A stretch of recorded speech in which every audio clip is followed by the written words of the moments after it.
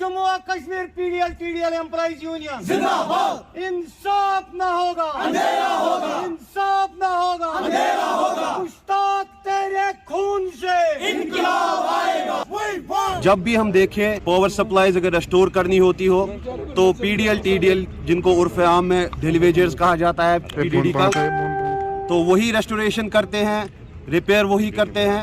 और जैसे कि हम देख रहे हैं आए दिन, आप भी न्यूज़ों में देख रहे होंगे, आप ही कवर करते हो कि हमारे भाई जो है काम के दौरान अपनी जानों का नजराना देते हुए शहीद हो जाते हैं। शहीद होने का रीज़न अगर जेन्युइन होता फिर भी चल जाता, लेकिन मसला ये हो रहा है कि नेग्लिजेंस जो हमारे डिपार्टमेंट की है उसकी वजह से हमारे जो भाई हैं वो शहीद हो रहे हैं। हमारी गुजारिश है LG एडमिनिस्ट्रेशन से और हमारे चीफ सेक्रेटरी साहब से कि जो ये हमारे एक्सीडेंट्स हो रहे हैं आए दिन, इसके लिए कुछ किया जाए, प्रॉपर एक्शंस लिए जाए, क्योंकि जो इतनी नेग्लिजेंस हो रही है, हमारी जो डिपार्टमेंट में हमारी जानों का कोई वैल्यू नहीं रखा गया है, तो इसके रिलेटेड कुछ ना कुछ किया जाए।